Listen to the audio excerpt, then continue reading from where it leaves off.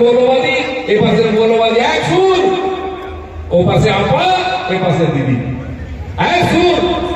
এরা আমাদেরকে আমাদের চোখ দেখাচ্ছে। এখানকার মন্ত্রী একবার বলে মিডিয়া বলছে দিদি পাকিস্তান, আমার বলছে যারা মুসলমান ধর্মগ্রহণ করেনি তারা অভাগা, তাদেরকে মুসলমান ধর্মে নিয়ে আসতে হবে। সব হিন্দুকে মুসলমান করার চক্রান্ত চলছে। আর আরেকজন এমএলএ কাল পরশু বলেছেন দিদি তিনি কি মুসলমান হয়ে জন্মাননি, তার দুর্ভাগ্য। এখনো সুযোগ আছে। ববি হাকিম অফার দিয়েছে, হয়ে যাও, একটু কাটিয়ে দিয়ে লুড়ে পড়ে নাও, 4টা বিয়ে করার সুযোগ পাবো।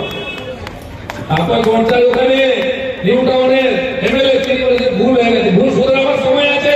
ববি হাকিম আছে না, ববি হাকিম মৌলানার কাছে যান, হয়ে যান, দাঁড়িয়ে রেখে লুড়ে করে করুন, 4টে বিয়ে করুন, সুযোগ পাবো। হিন্দু ধর্মে 4টে বিয়ে করলে কি লাভ পাবো?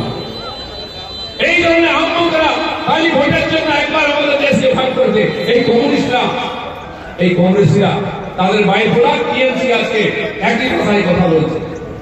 সেদিন এই সিপিএমরা যারা আজকে কি বলছে, ওপাশে তো সবার উপরে অত্যাচার করে। আহম্মদ বল বাংলাদেশে কটা মুসলমান পালিয়েছে, অত্যাচার কটা খ্রিস্টান পালিয়েছে, বল এবং হিন্দুরা পালিয়েছে, দেখো চোখে নেওয়া হয়েছে, লাল ঝান্ডা দেখতে দেখতে চোখ লাল হয়ে গেছে।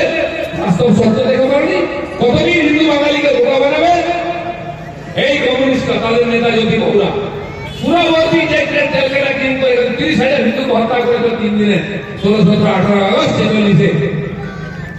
তার সঙ্গে বসে জ্যোতি বগুড়া ধর্মতলাতে একসঙ্গে সভা করেছেন, এরকম ঠান্ডা মেরেছিলেন, লাল আর সবুজ স্লোগান উঠেছিল, পাকিস্তান মানতে হবে তবেই ভারত স্বাধীন হবে।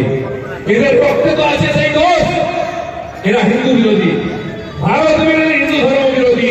কিনে রাখুন, এরা সেকুলারিজমের ভুলি দিয়ে আপনাদের বোকা বানায়, আমাদের মতো উদার হিন্দুকে বোকা বানায়, যে 35 বছর রাজত্ব করেছে, কিন্তু হিন্দুরা বুঝতে পেরেছে শেষে, তাই সেগুলো বাঁকার উপরে ফেলে দিয়েছে। বংশে বাতি দেওয়ার কেউ নেই, অফিস করার লোক নেই আছে, তাহলে মাথায় করেছে আমরা। কারণ তারা উল্লাস আন্দোলন করছে। মনে করেন যারা বয়স্করা বসে আছেন, যখন আপনারা এসেছিলেন